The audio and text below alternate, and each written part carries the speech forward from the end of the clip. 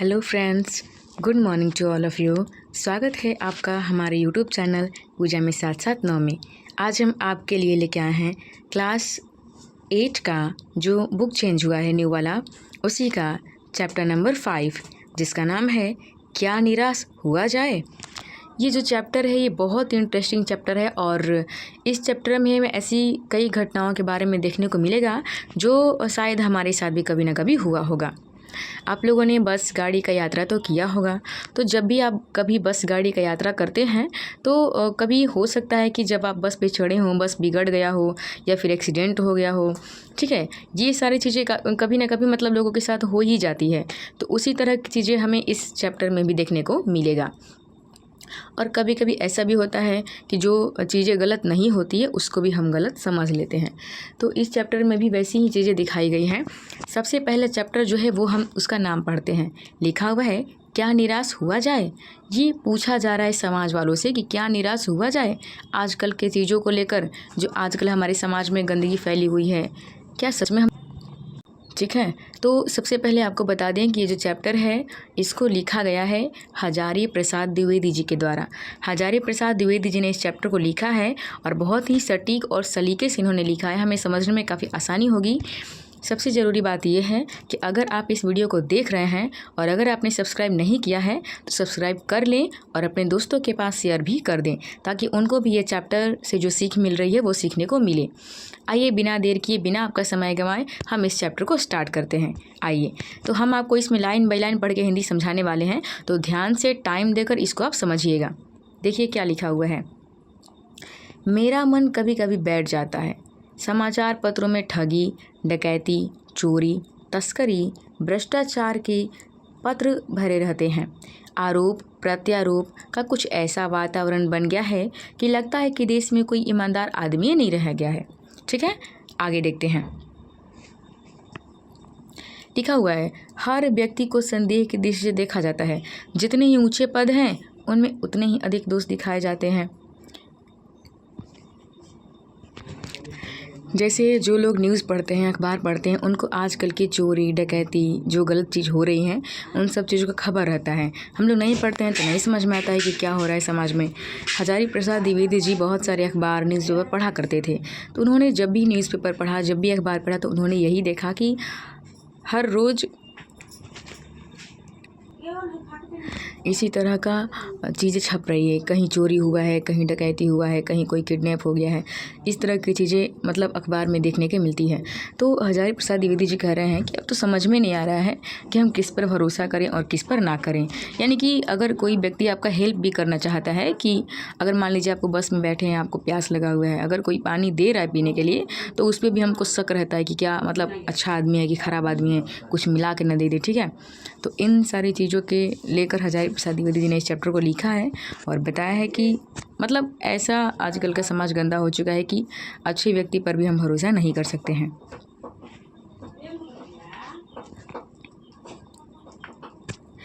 देखिए आगे लिखा हुआ है एक बहुत बड़े आदमी ने मुझसे एक बार कहा था कि इस समय सुखी वही है जो कुछ नहीं करता। जो कुछ भी करेगा उसमें लोग दोष खोजने लगेंगे, उसके सारे गुण भुला दिए जाएंगे और दोष को बढ़ा चढ़ा कर दिखाया जाने लगेगा। दोष किसमें नहीं होता, यही कारण है कि हर आदमी दोषी अधिक दिख रहा है, गुणी कम बिल्कुल ही नहीं। स्थिति अगर ऐसी है कि निश्चित ही चिंता का विषय है। अब देखिए यहाँ पे जो उन्होंने कहा है बहुत ही अच्छी बात है। आजकल के समाज में आप कोई भी काम करिए, आपका कोई बड़ाई करने वाला नहीं है। 100% लोगों में से 50% ऐसे लोग हैं जो आपकी बड़ाई करेंगे, यानी कि मान लीजिए 50 तो बहुत ज़्यादा हमने बोल दिया, 10% ऐसे लोग हैं जो आपकी बड़ाई करेंगे, प्रशंसा करेंगे। लेकिन 90% ऐसे लोग हैं जो आपको नीचा ही गिराना चाहेंगे। ठीक है, आप में शिकायत खोजना चाहेंगे। आप कुछ भी करिए उनको शिकायत वो खोज ही लेंगे, आप चाहे कितना भी अच्छा काम करिए। ठीक है, जैसे आपने एक चीज़ सुना होगा, जैसे भगवान राम जो थे वो इतने बड़े राजा होने के बावजूद भी, भगवान होने के बावजूद भी वो हर व्यक्ति को खुश नहीं कर पाए, उनमें कुछ लोग दोष निकाल ही दिए। ठीक है, तो अब बताइए कि उतने बड़े इंसान में लोग दोष निकाल देते हैं तो हम लोग तो फिर क्या हैं। तो यहीं पे लिखा हुआ है कि हजारी प्रसाद द्विवेदी जी कह रहे हैं कि आजकल के टाइम में बढ़िया व्यक्ति वही है जो कुछ नहीं करता है, कुछ नहीं करेगा तो लोग उसका शिकायत नहीं करेंगे। अब कुछ भी करना स्टार्ट करिए, लोग शिकायत करना शुरू ही कर देंगे। यानी आजकल का समाज इस तरह का हो गया है कि समझ में नहीं आ रहा। और बहुत सारे लोग ऐसे हैं कि अगर काम स्टार्ट कर रहे हैं और कोई उनका शिकायत करना शुरू कर दिया, कोई उनकी निंदा करना शुरू कर दिया, वो काम छोड़ देते हैं, ठीक है, शर्म के मारे काम छोड़ देते हैं। तो समझ में नहीं आ रहा है कि आजकल के टाइम में अपना काम स्टार्ट करें कि ना करें, लोग क्या कहेंगे क्या नहीं करेंगे। इन सब चीज़ों की वजह से बहुत सारे लोग आजकल बेरोज़गार हो चुके हैं और बहुत सारे लोग क्या होता है कि पीछे छूटे जा रहे हैं, ठीक है। तो हजारी प्रसाद द्विवेदी यही बता रहे हैं कि आजकल का समाज इतना गंदा हो चुका है कि समझ में नहीं आ रहा है कि हम काम करें कि ना करें। आइए देखते हैं नेक्स्ट पैराग्राफ में। क्या यही भारतवर्ष है जिसका सपना तिलक और गांधी ने देखा था? रविंद्रनाथ ठाकुर, मदन मोहन मालवीय का महान संस्कृति सभ्य भारतवर्ष किस अतीत गहर में डूब गया है?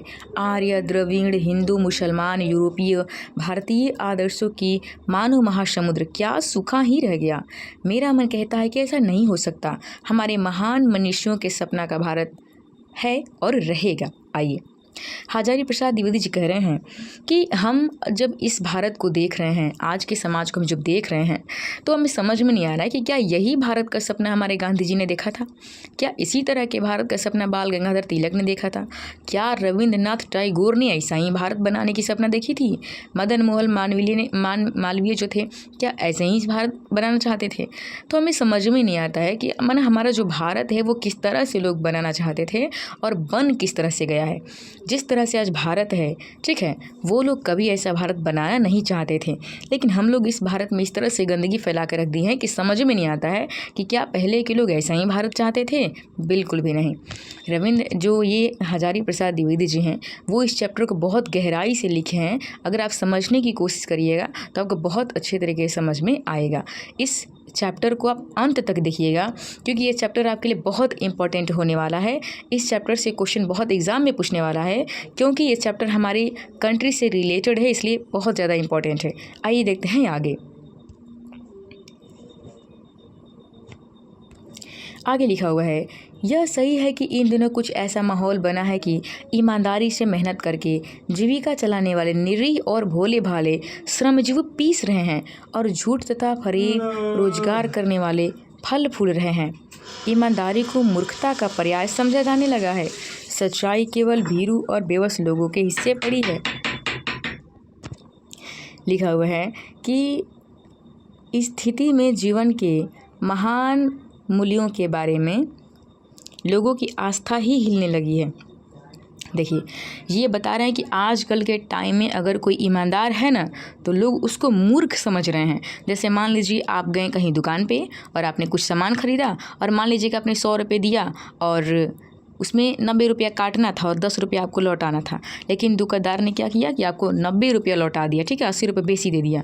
तो उस टाइम जो आपके साथ में आदमी रहेगा और अगर आप लौटाने उसको जाइएगा कि भाई साहब आपने मुझको ज़्यादा पैसे दे दिया है, ये पैसे आप ले लीजिए, तो उस टाइम बगल वाला जो है वो कहेगा साफा बेवकूफ़ है, कार है, साफा मूर्ख है क्या, जब मिल गया तो पॉकेट में रखना, क्या तुमसे मांगने आ रहा है वो।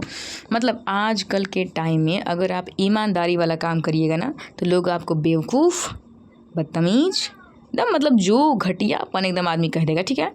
तो ये सारी चीज़ें बन गई हैं। यानी कि जितना ज़्यादा आप झूठ बोलिए, जितना ज़्यादा लोगों को लूट पाट करिए, ठीक है, जितना गलत काम करिए, आप लोगों की नज़र में बहुत महान हैं। अगर आपने सही काम करना शुरू कर दिया तो लोग क्या करेंगे, आपको ही घटिया साबित कर देंगे, ठीक है। तो ये हमारा भारत जो है वो बहुत बेकार हो चुका है पहले से, इसको हमें सुधारने की ज़रूरत है।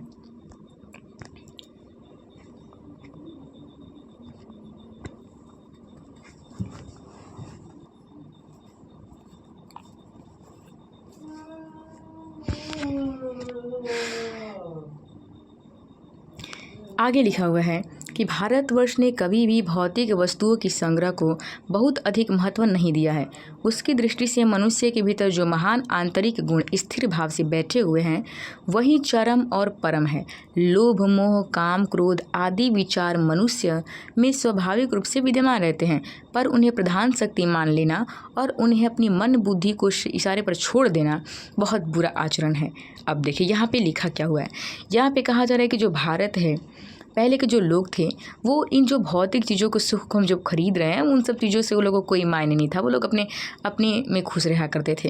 लेकिन आजकल जो मतलब देखिए, इंसान तो सुख चाहेगा ही, क्योंकि ये स्वाभाविक सा गुण है कि सब लोग चाहते हैं कि हम आराम से रहें, सुखी से रहें, हमारे पास सब कुछ उपलब्ध हो, जो हमें चाहिए सब कुछ मिल जाए हमें। तो ये स्वाभाविक गुण है भाई, सबको सबके पास ये होता है कि हम अच्छे से रहें, हमारे पास सब कुछ हो जाए। लेकिन इस बात को इतना ज़्यादा फोर्सली नहीं लेना चाहिए कि मतलब उसी के चक्कर में हम पूरा ज़िंदगी बर्बाद कर दें कि हाय हाय हाय मतलब चाहिए चाहिए चाहिए, ऐसा भी नहीं होना चाहिए, ठीक है।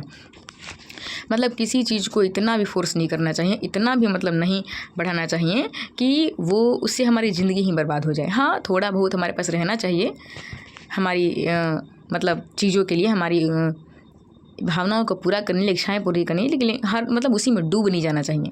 यहाँ पे लिखा हुआ है कि भारतवर्ष में कभी भी उन्हें उचित नहीं माना, संयम से बंधकर रखने का प्रयत्न किया है, परंतु भूख की उपेक्षा नहीं की जा सकती, बीमार के लिए दवा की उपेक्षा नहीं की जा सकती, गुमराह को ठीक रास्ते पर ले जाने की उपायों की उपेक्षा नहीं की जा सकती। यानी कहने का मतलब ये है कि आजकल के टाइम में लोग ये नहीं सोच रहे हैं कि मतलब क्या करें, अच्छी काम करें। हाँ, मतलब कुछ भी है तो हम कर सकते हैं, एनीथिंग कर सकते हैं, we can do it anything, ये सारी चीज़ें हो गई आजकल के लाइफ में। हाँ, ये बात है कि अब भाई कमाएंगे नहीं तो काम कैसे चलेगा, ये भी ज़रूरी है। तो भूख को हमारे मिटाने के लिए कमाना ज़रूरी है, ठीक है, और इसकी बुराई नहीं की जा सकती है। और जो बीमार है उसकी लिए भी भाई पैसा की ज़रूरत है, तो कमाएगा तभी पैसा आएगा, तो उसकी भी बुराई नहीं की जा सकती है। अगर कोई व्यक्ति गुमराह है उसे हम ठीक कर सकते हैं किसी उपाय से, तो उसकी बुराई नहीं की जा सकती है। यानी समाज में ऐसी कुछ बातें हैं जो करनी चाहिए, उसकी बुराई नहीं है, लेकिन हमारी सुख सुविधाओं के पीछे उतना भी नहीं पड़ जाना चाहिए कि उससे हमारी लाइफ ये टेंशन में आ जाए और हम पूरी तरह से टेंस हो जाएं। ऐसी बातें नहीं करनी चाहिए। आगे क्या लिखा हुआ है कि इस देश में कोटि कोटि दरिद्रजनों की हीन अवस्था को दूर करने के लिए ऐसे अनेक कायदे कानून बनाए गए हैं जो कृषि, उद्योग, वाणिज्य, शिक्षा, स्वास्थ्य की स्थिति को अधिक उन्नत और सुचारू बनाने के लिए लक्ष्य प्रेरित है। परंतु जिन लोगों को इन कार्यों में लगना है उनका मन समय पवित्र नहीं होता, प्रायः वे लक्ष्य को भूल जाते हैं और अपनी सुख सुविधा की और ज़्यादा ध्यान देने लगते हैं। अब यहाँ पे समझिए क्या हुआ है कि बहुत सारे हमारे समाज में ऐसे लोग बनाए गए हैं जिनके पास फंड आता है, जो समाज के सारे लोगों को बांटेंगे और उनकी इच्छाओं को, उनकी सुख सुविधाओं को पूरा करेंगे।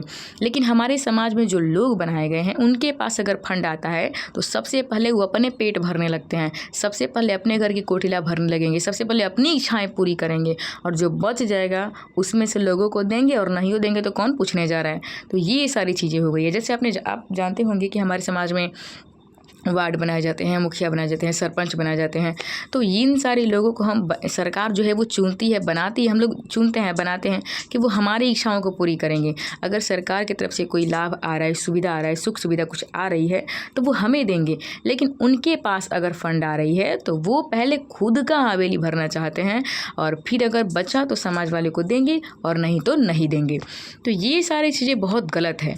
जब उनको बनाया गया है हमारे समाज के हित के लिए, तो उन्हें हमारे समाज के हित के बारे में पहले सोचना चाहिए, बाद में खुद के बारे में सोचना चाहिए। आगे क्या लिखा हुआ है, भारतवर्ष सदा कानून को धर्म के रूप में देखता आ रहा है। आज एकाएक कानून और धर्म में अंतर कर दिया गया है। धर्म को धोखा नहीं दिया जा सकता, कानून को दिया जा सकता है। यही कारण है कि जो लोग धर्म भीरू हैं वे कानून की त्रुटियों से लाभ उठाने में संकोच नहीं करते। अब यहाँ पे जो बात है वो इधर समझिएगा। लिखा हुआ है कि पहले जो था वो धर्म और कानून मतलब एकदम पवित्र माना जाता था, और दोनों में से किसी को चीट नहीं किया जाता था, दोनों को एकदम एक समान देखा जाता था। लेकिन आजकल के टाइमिंग जो है उसमें क्या कर दिया गया है कि भाई धर्म को हम धोखा नहीं दे सकते हैं, लेकिन कानून को धोखा दे सकते हैं। तो भाई इस तरह के जो हम नियम लगा रहे हैं समाज में वो तो बिल्कुल गलत है। पहले जो था धर्म और कानून एक जैसे पवित्र माने जाते थे, लेकिन आजकल के टाइम में क्या हो चुका है कि हम कुछ नहीं करेंगे, मतलब हम कर सकते हैं, ठीक है, जो है हम कर सकते हैं। तो ये मतलब बहुत गलत बात है और बहुत लोग इसका फ़ायदा भी उठा रहे हैं। आगे क्या लिखा है, इस बात का पर्याप्त प्रमाण खोजे जा सकते हैं कि समाज के ऊपरी वर्ग में चाहे जो भी रहा हो, भीतर भीतर भारतवर्ष अब यह भी अनुभव कर रहा है कि धर्म कानून से बड़ी चीज़ है। अब भी सेवा, ईमानदारी, सच्चाई और आध्यात्मिकता के मूल बने हुए हैं। वे दब अवश्य गए हैं लेकिन नष्ट नहीं हुए।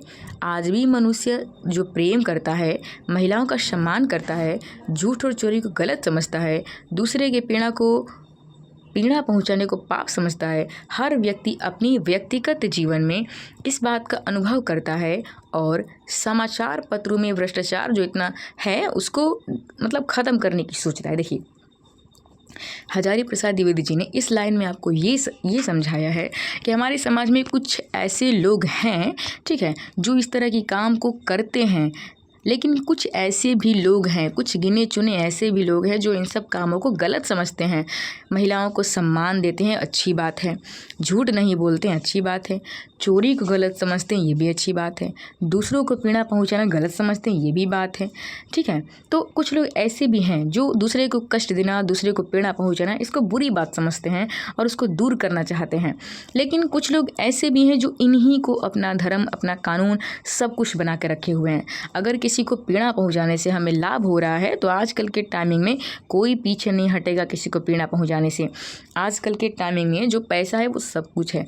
अगर दोस्त को मारने से हमें फ़ायदा हो रहा है, अगर हमें पैसा मिल रहा है, तो आजकल के टाइमिंग में कोई ऐसा नहीं है जो नहीं मारेगा। मतलब इतनी हमारी जो मतलब कि मनुष्यता, इतनी मानवता नीचे की ओर गिर गई है कि पैसा के लिए यहाँ पे इंसान कुछ भी करने को तैयार है।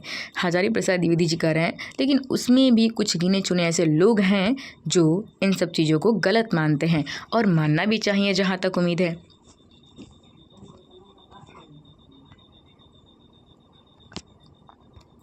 लिखा हुआ है, चीज़ों गलत समझते हैं और समाज में उन तत्वों की प्रतिष्ठा कम करना चाहते हैं, गलत तरीके से धन या मान संग्रह करते हैं। मतलब इन सारे बातों के बहुत सारे ऐसे लोग हैं जो अच्छे भी समझते हैं, बहुत सारे लोग हैं जो गलत भी समझते हैं। हालांकि गलत चीज़ों को गलत ही समझना चाहिए। आइए आगे क्या लिखा हुआ है। दोषों का पर्दाफाश करना बुरी बात नहीं है। बुराई यह मालूम होता है कि किसी के आचरण के गलत पक्ष को उद्घाटित करके उसमें रस लिया जाता है और दोष उद्घाटन एकमात्र कर्तव्य मान लिया जाता है। बुराई में रस लेना बुरी बात है, अच्छाई उतनी ही रस लेकर उजागर न करना और भी बुरी बात है। सैकड़ों घटनाएं घटती है जिसमें उजागर करने से लोग चित्त में अच्छाई के प्रति भावना जगता है। देखिए, यहाँ पे जो बात ये ना बहुत अच्छी बात उन्होंने कहा है। हजारी प्रसाद द्विवेदी जी ने कहा है कि देखिए, हमारे समाज में अगर कोई गलत काम हो जाए और कोई आदमी पकड़ा जाए उस गलत काम में, तो इंसान उसका इतना खिंचाई करेगा, इतना उसका करेगा कि बेचारा मतलब समाज में हम चलने लायक नहीं रहेगा। और अगर कोई आदमी अच्छा काम करे और अच्छा काम करते हुए वो पकड़ा जाए, मतलब कि लोग देखें कि वो अच्छा काम कर रहा है, तो उसकी बड़ाई नहीं की जाएगी क्योंकि भाई वो तो अच्छा काम किया भाई, इग्नोर कर दो उसको। लेकिन अगर आपने कोई गलत काम किया तो लोग उसको खींच के तान के बहुत अधिक बढ़ा देते हैं। हमारा समाज इतना गंदा हो चुका है कि आपने अपनी पूरी लाइफ टाइम आपने बहुत अच्छा काम किया, समाज के लिए अच्छा काम किया, लेकिन आपकी एक गलती अगर लोगों को पता चल जाए, एक गलती कमी आपसे छूट जाए, कहीं एक गलती हो जाए, तो लोग उसको खींच के इतना बड़ा बना देंगे कि जो आपने अच्छाई किया था वो कहीं दब सा जाएगा, वो दिख ही नहीं पाएगा। ये हमारी समाज हो चुकी है।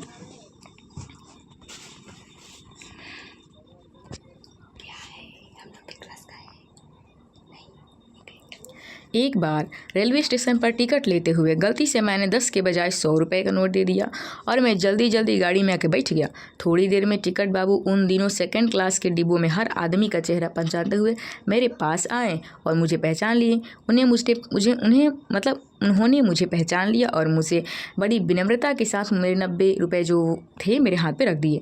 यह बहुत गलती हो गई थी, आपने भी नहीं देखा और मैंने भी नहीं देखा। उनके चेहरे पर एक संतोष की भावना थी और मैं पूरी तरह से चकित हो गया था कि ऐसा भी हो सकता है। अब देखिए, लेखक बता रहे हैं अपने साथ हुई कुछ घटना को। अगर आपके साथ भी इस तरह से कुछ घटना हुआ है पैसे के बारे में, कम बेसी के बारे में, तो आप मुझे कमेंट करके बता सकते हैं। यहाँ पे देखिए लिखा हुआ यहाँ पे कि बता रहे हैं द्विवेदी जी कि एक बार की बात है कि मैं रेलवे स्टेशन पे गया था ट्रेन पकड़ने के लिए और मैं बहुत जल्दीबाजी में था, ट्रेन छूटने वाली थी और मैंने टिकट कटाया और टिकट कटाने पे 10 रुपये देना था, लेकिन मैंने जल्दीबाजी में उनको 100 रुपये दे दिया और मुझे नहीं पता चला कि मैंने 100 का नोट दिया है। लेकिन मैं तो जाके ट्रेन में बैठ गया और मैं अफसोस कर रहा था कि शायद मतलब 100 रुपये हम दे दिए हैं और मुझे याद आया कुछ देर के बाद जो टिकट काटने वाले जो थे, ठीक है, जो भी बोल दीजिए, वो पहचानते हुए मतलब आए, सेकंड बोगी में पहचानते हुए आए। उन्होंने मुझे पहचान लिया और मैंने भी उन्हें पहचान लिया कि भाई इसी से टिकट कटवाए थे। मेरी मन में खलबली हुई कि हम पूछ लें, मतलब आपको 100 रुपये नहीं ना दिए थे। तो उसी के पहले ही उन्होंने कहा कि देखिए आपने भी नहीं देखा और हमने भी नहीं देखा, आपने मुझे 100 रुपये का नोट दे दिया था और गलती से हमने रख लिया, तो एक काम करिए 90 रुपये अपने पास रख लीजिए। तो उस टाइम मुझे काफ़ी खुशी हुई और जो इंसान वो 90 रुपये दे रहा था उसके चेहरे पर काफ़ी सेटिस्फाई था, काफ़ी सेटिस्फिकेशन थी, मतलब काफ़ी संतुष्ट था, वो देख के खुश था। तो उस टाइम मुझे समझ में आया कि नहीं, इस समाज में कहीं ना कहीं है, मतलब अच्छाई है। ऐसा नहीं कह सकते हैं कि पूरी तरह से अच्छाई क्या हो चुकी है, ख़त्म हो चुकी है, ऐसा बात नहीं कह सकते हैं। मेरे साथ एक और घटना हुआ है, उस कहानी को भी आपसे हम जिक्र कर रहे हैं, द्विवेदी जी बता रहे हैं, सुनते हैं, आइए।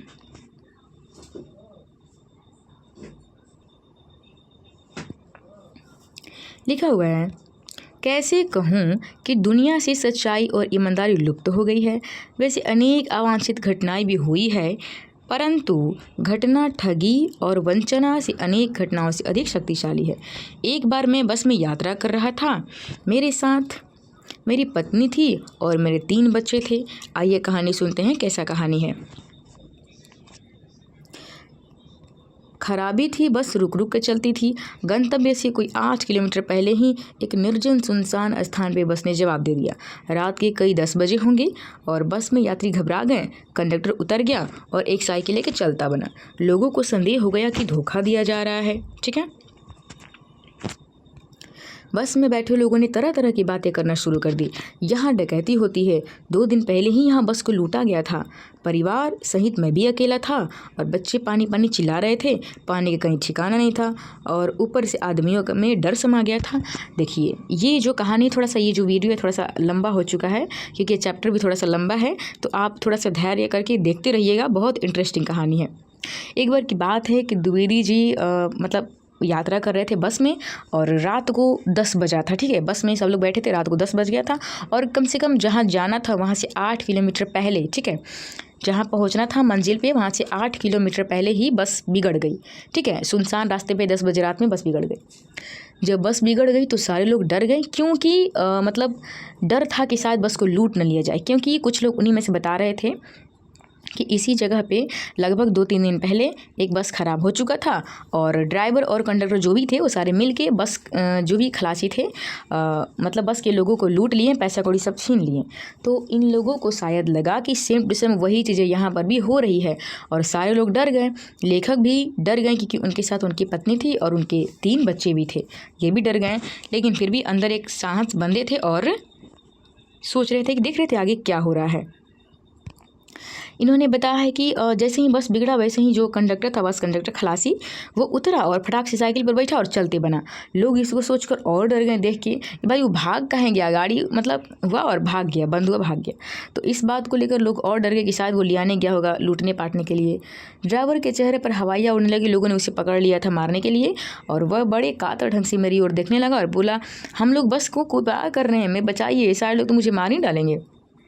देखिए लेखक बता रहे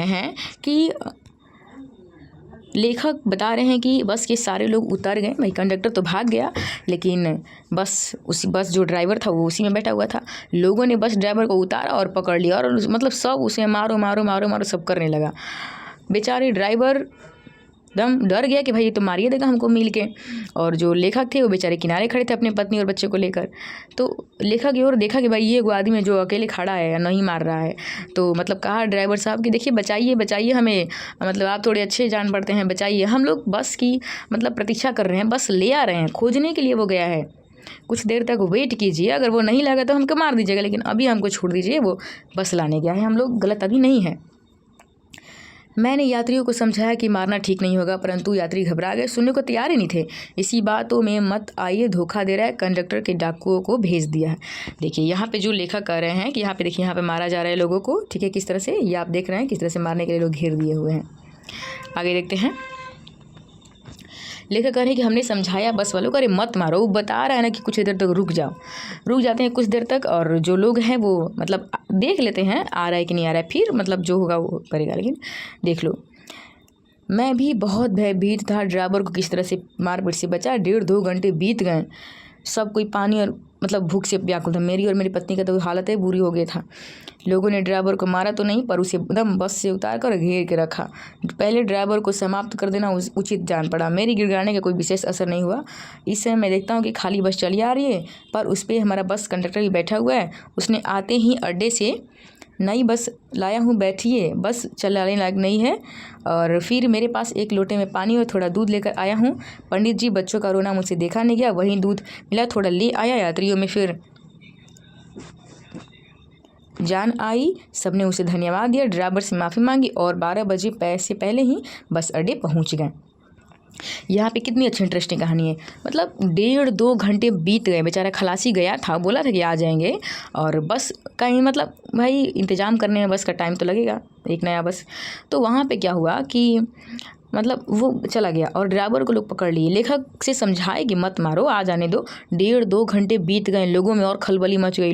सब लोग भूखे प्यासे एकदम चिल्ला रहे थे। बच्चे जो थे वो छटपटा रहे थे। इनकी पत्नी और इनके बच्चे का बुरा हालत हो चुका था। और 1.5-2 घंटे बीतने के बाद खलासी उधर से आ रहा है। ठीक है, ये लोगों ने तो एकदम पलाने बना लिया, इसको मारिए देंगे नहीं आएगा तो। लेकिन वो खलासी आ रहा था, एक नया बस लेके आ रहा था और उसमें खलासी बैठा हुआ था हमारा, और उसने दूध और पानी भी लेकर आया था अपने साथ। वो लेके आया था, वो दूध पानी अपने साथ ले गया था और सबको बोला कि देखिए हमने बस ला दिया है और एक काम करिए, सब लोग उतर जाइए और बस पे जाके अच्छे से बैठ जाइए। और फिर मेरे पास आया और बोला कि देखिए बच्चे जितने भी हैं गाड़ी में उन सबको दूध और पानी थोड़ा थोड़ा पिला दीजिए। वहाँ पे मुझे मिल रहा था दूध पानी, तो मैं यहाँ पे लेके आ गया। तो यहाँ पे लिखा हुआ है कि कैसे कहूँ कि मनुष्यता एकदम ख़त्म हो गई है, दया माया नहीं रह गया है। ऐसी घटनाएं हुई जिन्हें मैं भूल नहीं सकता। मैं ठगा भी गया हूँ, धोखा भी खाया हूँ, परंतु कम स्थलों पर विश्वासघात नाम की चीज़ मिलती है। केवल उन्हीं बातों का हिसाब रखो जिनमें धोखा खाया तो जीवन कष्टकर हो जाएगा। परंतु ऐसी घटनाएं भी बहुत कम नहीं है जब लोगों ने अकारण सहायता की है, निराश मन को ढांढस दिया है और हिम्मत बंधाई है। अब देखिए यहाँ पे लेखक ने कहा है हजारी प्रसाद द्विवेदी जी ने कि देखिए अब किस तरह से हम कहें कि मतलब एकदम पूरा ख़त्म हो गया है दुनिया से मानवता। हम ये नहीं कह सकते हैं कि दुनिया से पूरा मानवता ख़त्म हो गया है। हाँ, मैं बहुत बार ठगा गया हूँ, बहुत बार धोखा मुझसे हुआ है, लेकिन बहुत कम जगहों पे ये चीज़ें हो रही हैं। और कभी कभी हमें लोग मदद भी करते हैं, ठीक है, तो अनजान लोग भी हमें मदद कर देते हैं। तो हम नहीं कह सकते हैं कि पूरी तरह से जो चीज़ें हैं वो ख़त्म हो चुकी है मानवता हमारे भारत से। यहाँ पर लिखा हुआ है, कविवर रविन्द्रनाथ ठाकुर ने अपनी प्रार्थना गीत में भगवान से प्रार्थना की है कि संसार में केवल नुकसान ही उठाना पड़े, धोखा ही खाना पड़े, तो ऐसे अवसरों पर भी हे प्रभु मुझे ऐसी शक्ति देना कि मैं तुम्हारे ऊपर संदेह न करूं। मनुष्य की बनाई विधियां गलत नतीजे तक पहुंच रही है, इन्हें बदलना होगा। वस्तुतः आए दिन इन्हें बदलना ही जा रहा है। अब भी आशा की ज्योति बुझी नहीं है। महान भारतवर्ष को पाने की संभावना बनी हुई है और बनी रहेगी। लेखक कह रहे हैं कि रविन्द्रनाथ ठाकुर जो है उन्होंने बहुत अच्छी बात कही है कि हे भगवान, अगर समाज में सिर्फ बुराई ही बच जाए, सिर्फ धोखा ही खाना पड़े, तो भी इतना कम से कम मेरे अंदर विश्वास रखना कि मैं आपके ऊपर शक न करूं कि आपने किस तरह की बेकार दुनिया बनाई है। ठीक है, इतना मेरे ऊपर भरोसा, मतलब मेरे अंदर भरोसा रखना तुम। और इन्होंने एक और भी अच्छी बात कही है कि हम जिस चीज़ को याद करते हैं मतलब वैसा ही हमारे साथ होता है। अगर हमारे साथ धोखा हुआ है, झूठ बोला गया है, लूट आ गया है, इन सब चीज़ों को हम याद करेंगे तो हम हर आदमी पर शक करते चलेंगे। और अगर हमारे साथ अच्छाई हुई है, मदद किया गया है, कुछ चीज़ें दी गई है, अच्छी बातें हुई है, उन चीज़ों को याद करेंगे तो हम लोगों को प्यार से देखेंगे, प्यार से बातचीत करेंगे। तो हम अपने लाइफ में अपने माइंड में जिस तरह की चीज़ों को चलाते हैं सामने वही चीज़ें आती है। तो इसलिए हमें अच्छी तरह से चीज़ें सोचनी चाहिए, पॉजिटिव थिंकिंग रखनी चाहिए, थिंक पॉजिटिव रखना चाहिए और हमारे साथ तभी अच्छा होने वाला है। और इन्होंने ये भी कहा है कि रविन्द्रनाथ ठाकुर ने ये भी कहा है कि हमारा जो देश है वो हम अभी भी मतलब कल्पना है, अभी भी हमारे अंदर भरोसा है, विश्वास है कि हमारा देश में पूरी तरह से निराश होने की ज़रूरत नहीं है। कुछ ऐसे लोग भी हैं जो हमारी मदद करना जानते हैं, जिनमें मानवता भी बची हुई है। तो उम्मीद करते हैं कि आपको ये चैप्टर बहुत ही अच्छा लगा होगा। भाई मुझे तो बहुत अच्छा लगा, बहुत इंटरेस्टिंग लगा ये चैप्टर। और आपके साथ भी कुछ बस ये गाड़ी इस तरह से कुछ घटनाएं हुई होंगी तो आप हमको ज़रूर बताइएगा। मिलते हैं ऐसी ही वीडियो के साथ नेक्स्ट वीडियो में, तब तक के लिए बाय, टेक केयर।